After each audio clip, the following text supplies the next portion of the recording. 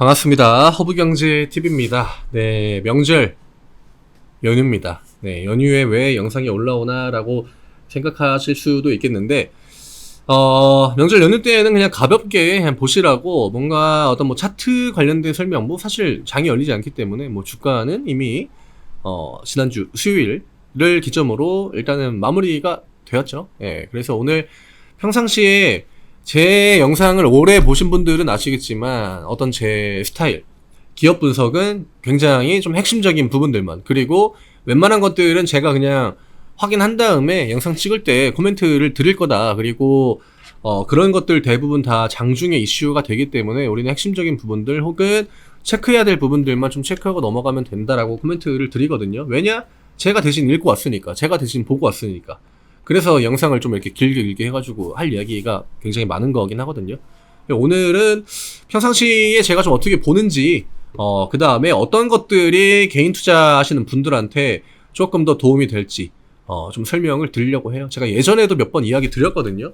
이 기업적 분석에 대한 코멘트는 제가 꽤 많이 드렸습니다. 뭐 영상을 워낙 오래 찍기도 해가지고 중간중간에 들을 그 기회가 많긴 했는데, 일단 명절 연휴 끝나고 저희 체험 같이 진행하시면은 10월 스타트 또 산뜻하게 수익 내면서 출발할 수 있지 않을까. 내가 4분기에는 뭔가 좀 달라진 매매를 좀 해야겠다 하시는 분들은 어쨌든 간에 스타트가 굉장히 중요하니까 의지가 중요합니다. 링크 누르시고 무료 정보 신청 누르신 다음에 포스코 퓨처엠이라고 남겨주시면 10월 스타트 함께 저희랑 같이 저희 무료 종목들로 매매하실 수 있습니다. 일단 제가 가장 중요하게 생각하는 건 기업 분석은 너무 깊게 하면 오히려 독이 된다. 핵심적인 부분들. 우리가 뭔가 이런 숫자 같은 거에 집착하면은 그때부터 큰 걸 못 봅니다. 일단 가장 중요한 거는 시장의 어떤 분위기, 그 다음에 시장의 수급, 자금의 이동이에요. 어떤 업종이 지금 돈을 좀 이렇게 빨아들이고 있는지, 어떤 업종이 돈을 좀 이렇게 시장으로 내보내고 있는지, 이런 것들을 빨리 캐치하는 게 중요하거든요. 암만 2차전지를 내가 좋게 본다라고 해가지고 그거는 그냥 내 관점에서만 좋은 거고요. 우리나라는 1년 동안 이런 사업적인 부분들이 쭉 올라가도 주가가 올라가는 그 구간은 한정적이에요. 제한적이라고 하는 거죠. 뭐 실질적으로 포스코 퓨처엠의 어떤 성장이나 그런 부분들이 과거 기준으로 볼 때 계속적으로 우상향, 포스코 케미칼 시절부터 우상향 해온 건 맞거든요. 근데 주가가 강세를 보이는 거는 늘 특정 그 사이클과 시기가 있다라고 하는 거죠. 뭐 예를 들면은 올해 이제 뭐 2월에 한번 올랐죠. 그 다음에 4월 달에 올랐죠. 그 다음에 7월 달에 올랐죠. 이런 식으로. 그쵸?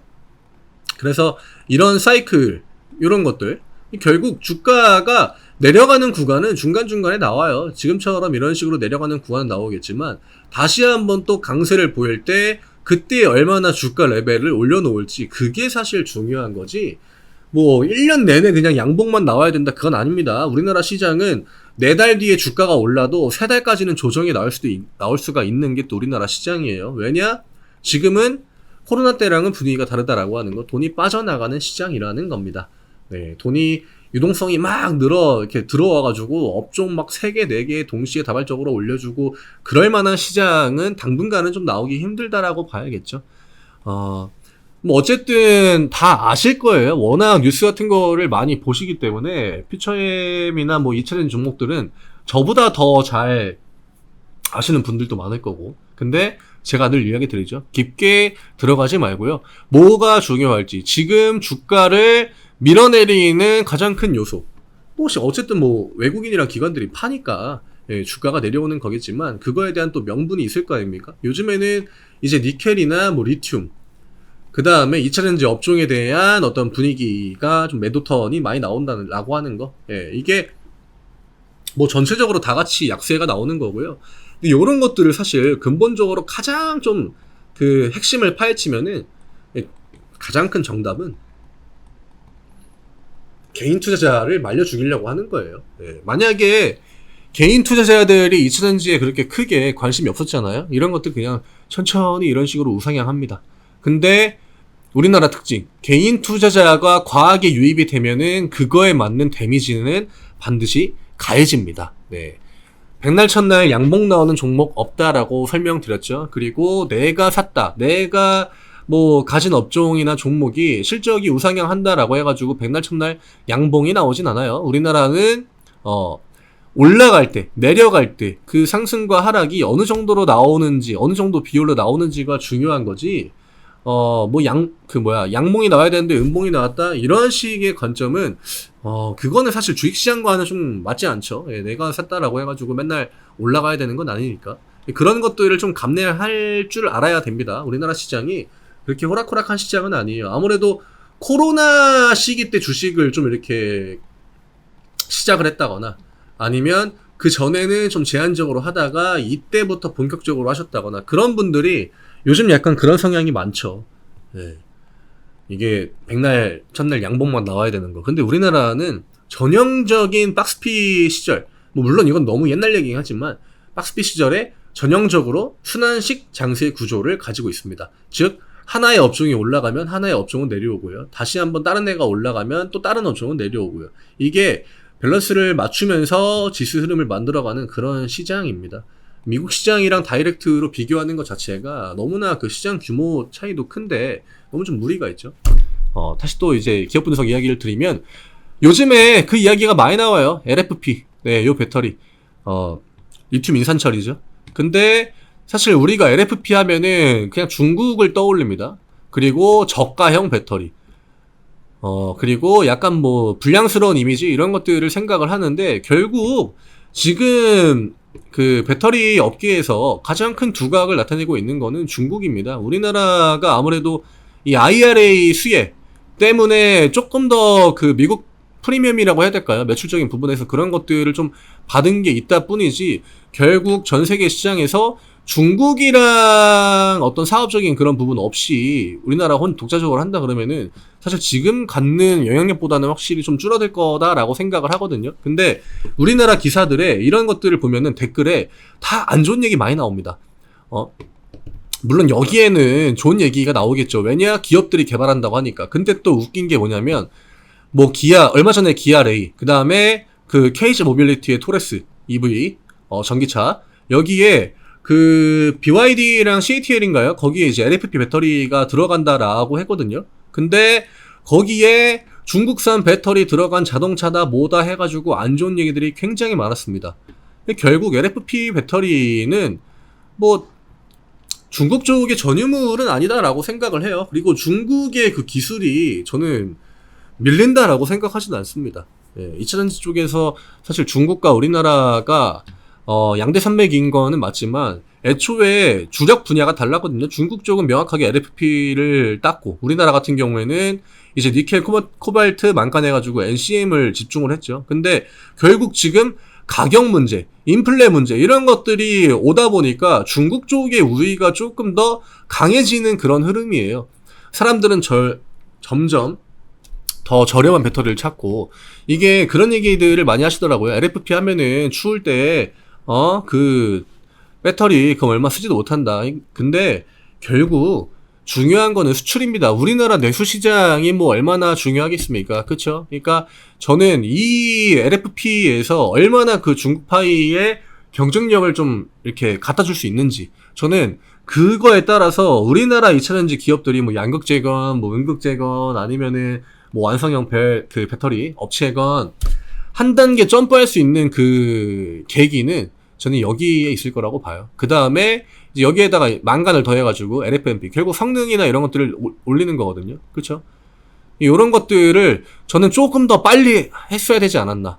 너무 프리미엄 쪽만 생각을 하다 보니까 우리께 성능 더 좋은데 가격은 비싸지만 이게 성능 더 좋아. 물론 그게 시장에 돈이 넘쳐나고 사람들이 돈이 많고 이럴 때는 큰 문제가 되지 않는다라고 생각을 해요. 근데 지금은 상황이 다르죠. 맨날 뭐 경기 침체 이야기 나오고 소비가 줄어들고 있다, 뭐 고금리다 해서 주식시장도 연일 약세를 보이고 있는 타이밍에 결국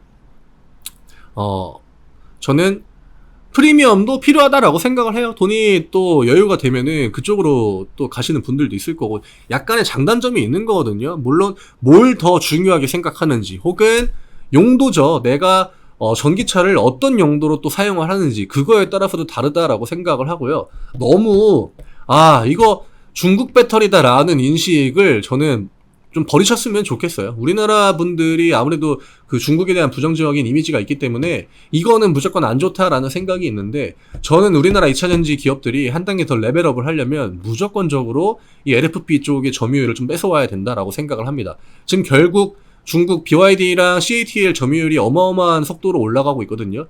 이거에 브레이크를 걸거나 아니면 뭔가 중국 쪽이, 요즘에 우리나라 기업들도 중국이랑 합작 법인 굉장히 많이 세웁니다. 여기 나와 있잖아요. 결국 모로코의 중국 화유와 합작 공장 건설. 네. 이 지금 모로코에 그 여기에 원재료가 되는 그 광물의 전 세계 점유율 70%인가? 네, 80%가 있다고 하더라고요. 이게 나오는지는 모르겠는데, 예. 지금 여기 네, 여긴 안 나와 있네요. 다른 기사를 보면은 제가 기사를 굉장히 많이 봤는데, 아무튼 중국 쪽이랑 합작 법인을 세우는 것도 결국 이거는 기업적인 거예요. 비즈니스. 주주분들한테는 매출 많이 내고 또 영업이익 많이 올리고 사업적으로 주주분들한테 약간의 그 돌려줄 수 있는 부분 최대한 좀 키워나가는 거. 그게 결국 기업들이 해야 되는 거거든요. 뭐 이런 거는 외교 이런 거랑은 저는 좀 관계가 멀다라고 생각이 되고요. 에코프로, 미에, 뭐 포스코, 퓨처엠 전부 다 결국 LFP 배터리로 지금 개발 속도를 올리고 있습니다. 이거 저는 이게 한 1년 정도만 좀 빨랐으면 어땠을까? 예, 한 1년, 2년 정도? 그러면 지금 우리나라 기업들이 조금 더 견조한 움직임을 보일 수 있지 않았을까?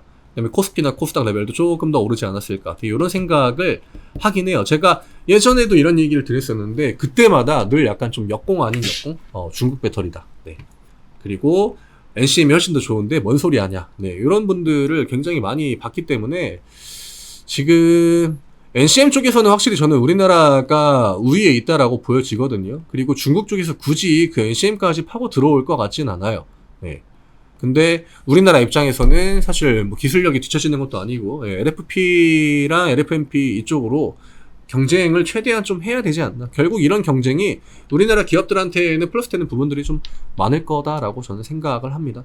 여기에 좀 나와 있는데 지금 여기도 나와 있죠. LFP, LFMP 적용으로 선제적으로 시장 대응이라고 하겠지만 어쨌든 늦었습니다. 근데 지금 어쨌든 우리는 미국 시장 안에서는 좀 더 자유롭게 놀 수 있는 포지션이잖아요. 그러니까 그 미국 시장에서도 요즘에 왜 LFP 배터리는 안 하냐, 이런 얘기들이 굉장히 많이 나온다라고 해요.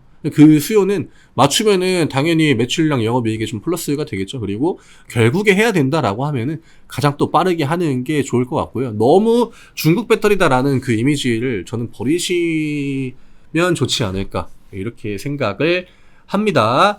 사실 뭐 지금 어떤 기술적인 문제다라기보다는 표면적으로 덮고 있는 건 일단 2차전지의 약세, 개인 투자자들을 말려주겠는 거. 그 다음에 그거에 대한 명분은 니켈이나 리튬 가격, 이런 부분들. 근데 결국 이런 가격적인 부분들은 시간이 지나면 자연스럽게 해소가 되고요. 그 다음에 다시 한번 또 매출량 영업이익 레벨이 좀 맞춰지고, 그 다음에 시장이 반등턴을 나올 때 결국 우리나라 시장 올려주려면 뭐 올려야 되죠? 반도체랑 2차전지 올려줘야 됩니다. 그쵸? 그러면 코스피는 반도체가 끌고 간다. 코스닥은 뭐 2차전지가 끌고 간다. 근데 요즘에는 포스코 그룹주들이 워낙 시가총액이 많이 올라가지고 LG엔솔, 포스코 그룹주 이렇게 두 개만 올라가도 코스피가 잘 버텨요. 잘 버티기 때문에 저는 시간이 해결해 준다라고 일단은 좀 보고 있습니다. 2차전지는 결국에는 성장을 해 나가고 있는 업종이기 때문에 떨어지는 데는 어느 정도 좀 한계점이 있을 거다라고 생각을 해요. 근데 이때까지 버티느냐 못 버티느냐, 사실 그게 문제죠. 개인 투자하시는 분들이 가장 힘들어하는 거는 그 멘탈적인 부분이지 기술적인 부분은 아니다라고 생각을 합니다. 그래서 오늘 이 정도로 딱 정리해드리면 될 것 같고요. 뭐 명절 연휴 때 가볍게 그냥 보시라고 제 관점 한번 설명드렸고, 너무 막 숫자 같은 거 그런 거에 집착하지 마세요. 개인 투자자는 그냥 외국인이랑 기관들의 포지션을 따라가는 게 일바답니다. 우리가 더 좋게 생각한다라고 해가지고 나는 이거 굉장히 좋게 보는데, 그런다고 외국인 기관들이 이거 사줍니까? 안 사줍니다. 우리가 외국인 기관 포지션 관점을 따라가는 거예요. 근데 얘네들이 지금 어떤 모멘텀을 가지고 주가 움직이는지 그런 것들을 같이 확인하면 좋다라고 하는 거죠. 내가 혼자서 이거 지금 진짜 좋은데 이러고 그냥 뭐 앞만 얘기를 해도 얘들이 뭐 우리 얘기 들어줍니까? 그쵸? 우리가 얘네 얘기를 안 들으면은 뭐 어떻게 될지는 모르겠지만, 그 얘네들이 우리 얘기를 들어주진 않아요. 네, 제가 뭐 조회수가 뭐 5만이 나오고 10만이 나와도 그래도 쟤네들은 제 얘기 안 들을 겁니다. 네, 그러니까 딱 요 정도 관점으로만 접근해 나가시면은 크게 스트레스도 받지 않고, 또 이걸 나는 너무 좋다 생각하는데 주가는 이런 식으로 계속 내려간다? 그것만큼 또 스트레스 받는 일이 없거든요. 네, 결국 주식은 심리 자원이 저는 절반이다라고 봐요. 명절 연휴 잘 마무리 하시고요. 저는 또 장 개장이 수요일인가요? 네, 수요일 날 인사드리도록 하겠습니다. 채널 링크 누르시고 무료 정보 신청 누르신 다음에 네, 포스코 퓨처엠이라고 남겨주세요. 10월 달에 시작을 저희랑 또 이렇게 한 주 같이 시작하게 되면은 4분기 산뜻하게 수익 내면서 시작할 수 있지 않을까 생각합니다. 명절 잘 마무리하시기 바랍니다. 감사합니다.